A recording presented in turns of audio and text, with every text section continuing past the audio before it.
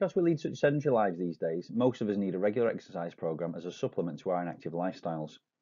During this presentation, we will look at practical tips to get started so that you can move more by incorporating physical activity and exercise safely into your daily routine. Being active will make a difference to the quality of your life, with movement and exercise improving both physical and mental health. Moving more is vitally important in maintaining a good quality of life, particularly in our older years, when this is often associated with how well we can physically function. During the last 40 years or so, technological and social evolution has been such that we now lead increasingly sedentary lives. However, the human body has not evolved accordingly. Our bodies are no different from our ancient ancestors. Their bodies were designed to be active for 14 hours a day, fueled predominantly on wild fruits and vegetables, and with plenty of time for rest and recovery. How does this compare with your lifestyle today? Our bodies are still designed to operate this way, but because we don't, they understandably break down, and that's why lifestyle-related diseases such as diabetes, heart attack, stroke and cancer are so prevalent today. One of the key benefits of regular exercise is its proven impact on our mood. Exercise triggers the release of chemicals called endorphins, which are mood enhancers, and they make us feel good, more positive and more energetic. Exercise also disperses any adrenaline that's been built up, so it is also considered an excellent stress buster. A brisk 15 or 30-minute walk at lunchtime or at the end of the working day will do wonders for your energy and stress levels. So as well as gaining the physical benefits, we also get the psychological benefits too. There are many guidelines out there for how much and how often you should exercise. In general, taking part in 30 to 60 minutes of moderate intensity exercise a minimum of 5 times per week will positively impact on your health. Think how you could fit this into your lifestyle. Can you adapt this so that you can accumulate the same amount of activity but in a way that is achievable for you and fits in with your weekly schedule?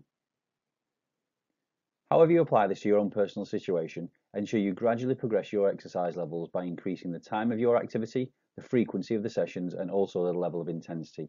This will allow you to reduce the risk of injury as your fitness levels increase.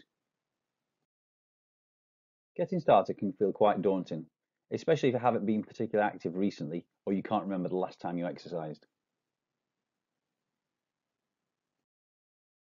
Everyone can benefit from moving more, whatever your age, size or physical condition.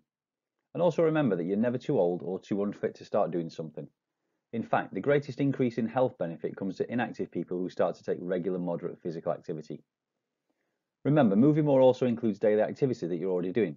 The good news is that moderate intensity activity means working hard enough to be breathing more heavily than normal and becoming slightly warmer, but not so hard that you're unable to talk and exercise at the same time.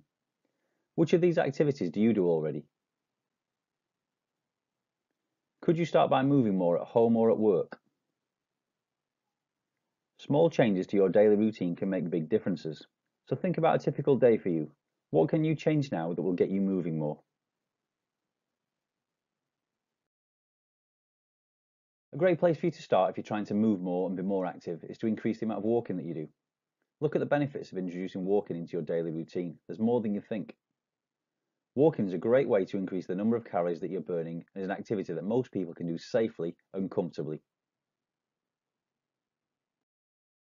Here are some tips for getting the most out of a brisk walk, and these are the techniques used in power walking, which is just a brisk walk dressed up to sound good.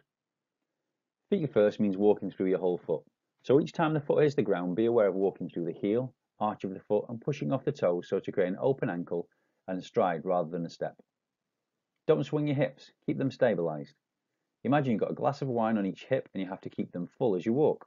To do this, you'll need to draw up and in through your abdominal muscles, and this is also going to help improve your posture and strengthen your core.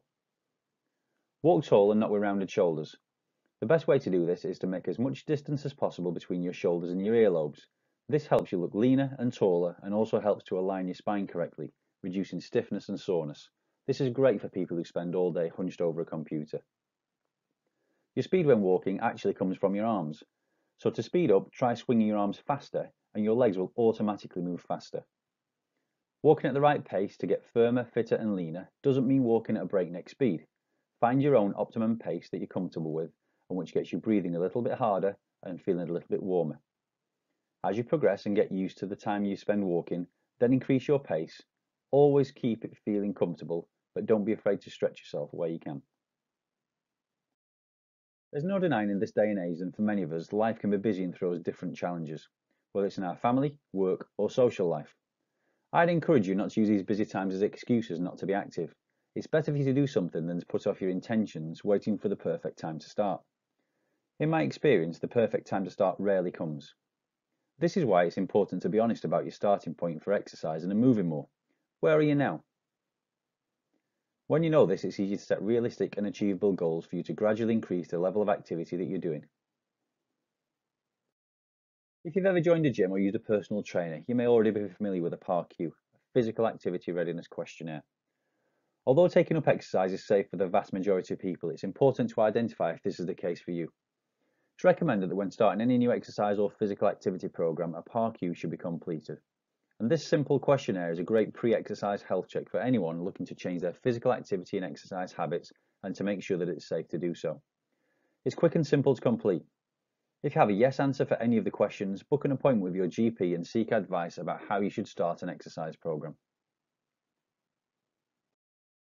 FITS principle is a great way to ensure that you're progressing your exercise levels safely in order to reduce the risk of injury when starting an exercise program.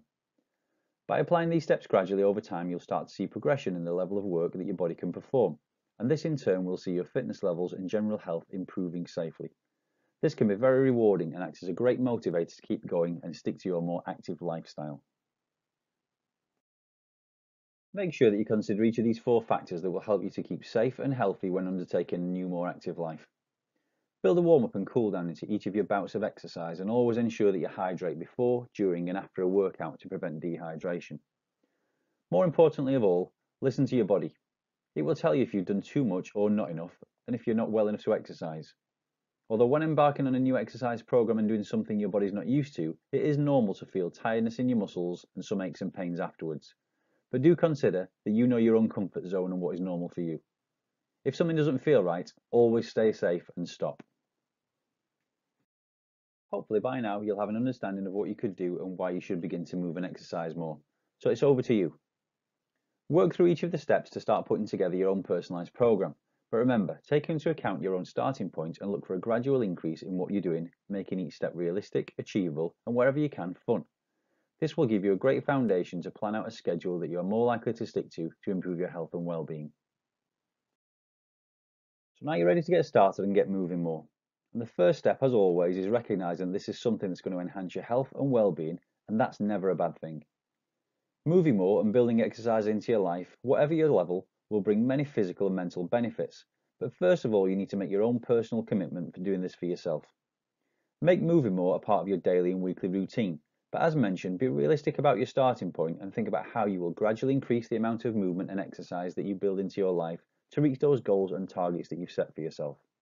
So start today, move more, sit less, and create a healthier, more active lifestyle. Good luck and thanks for listening. To support you in improving your health, fitness and well-being, Chesterfield Royal Hospital and Westfield Health are proud to be working in partnership to provide you with an extensive range of services. Why not sign up to our new digital platform to help you achieve your health and well-being goals? With a range of user-friendly and engaging features, you'll be supported on every step of your journey. To sign up, simply download the My Wellness app and follow these simple instructions to get started. We look forward to you joining us on our well-being journey.